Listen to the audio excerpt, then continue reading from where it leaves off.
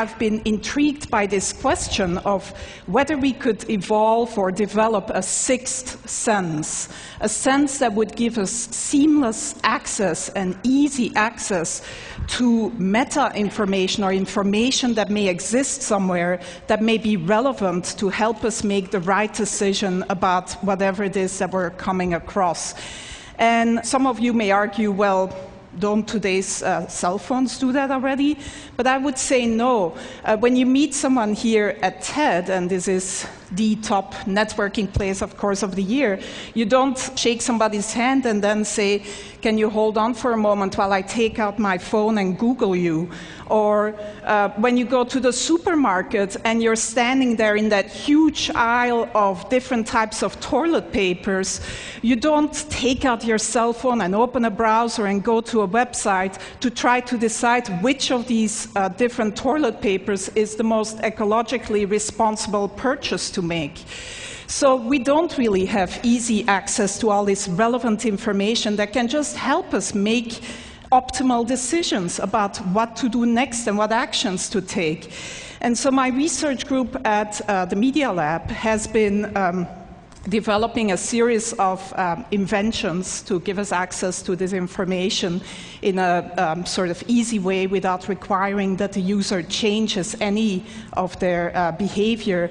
And I'm here to unveil our latest effort and most successful effort so far, which is still very much a work in process. I'm actually wearing the device right now, and we've sort of cobbled it together with components that are off the shelf, and that, by the way, only cost $350 at this point in time. I'm wearing a camera, just a simple webcam, a portable battery-powered projection system with a little mirror. These components communicate to my cell phone in my pocket, which acts as the communication and computation device. And in the video here, we see my student Pranav Mistry, who's really the genius who's been implementing and designing this whole system.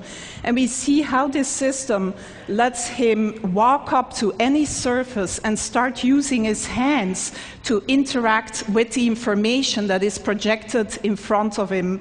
The system tracks the 4 significant fingers. In this case, he's wearing simple marker caps that you may recognize. But if you want a more stylish version, you could also paint your nails in different colors. And the camera basically tracks these 4 fingers and recognizes any gestures that he's making, so he can just go to, for example, a map of Long Beach, zoom in and out, etc.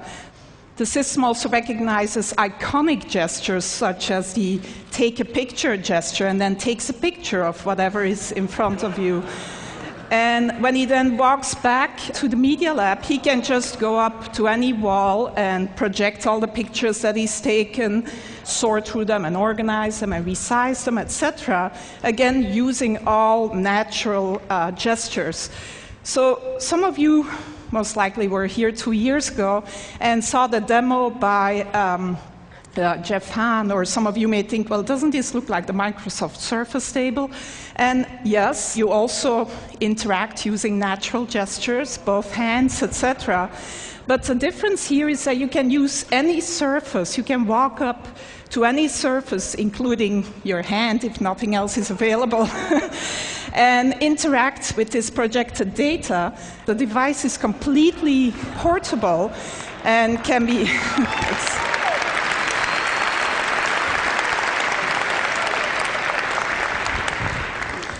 So one important difference is that it's totally mobile. Another even more important difference is that in mass production, this would not cost more tomorrow than today's cell phones, and would actually not sort of be a bigger package and could look a lot more stylish than this version that I'm wearing around my neck.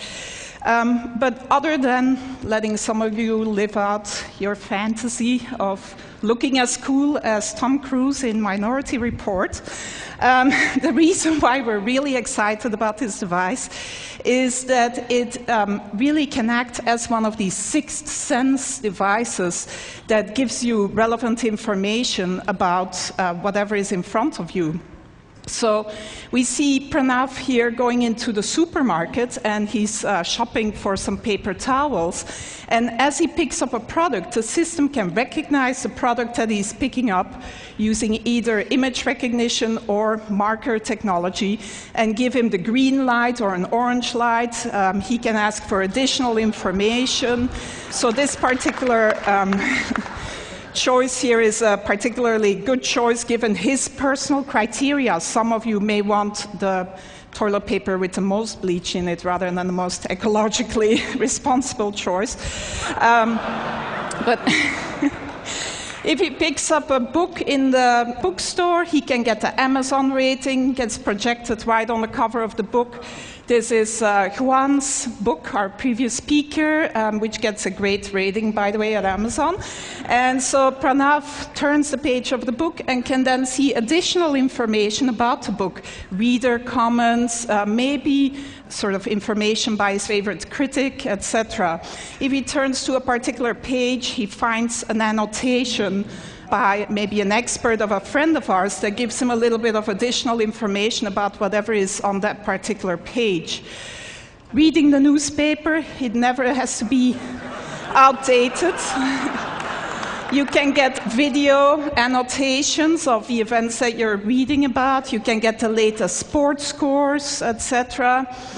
This is a more controversial one.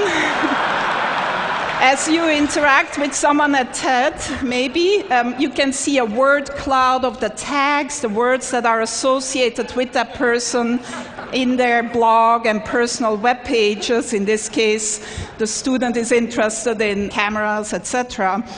On your way to the airport, if you pick up your boarding pass, it can tell you that your flight is delayed, that the gate has changed, etc. And if you need to know what the current time is, it's as simple as drawing a watch on your arm. So that's where we're at so far in developing this sixth sense that would give us seamless access to all this relevant information about the things that we may come across. My student Pranav, who's really, like I said, the genius behind this.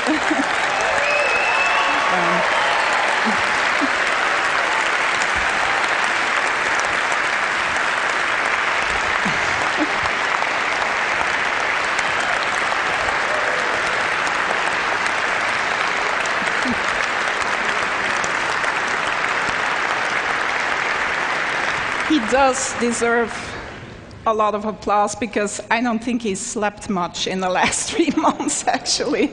And his girlfriend is probably not very happy about him either. But it's not perfect yet. It's very much a work in progress. And who knows, maybe in another 10 years, we'll be here with the ultimate Sixth Sense brain implant. Thank you.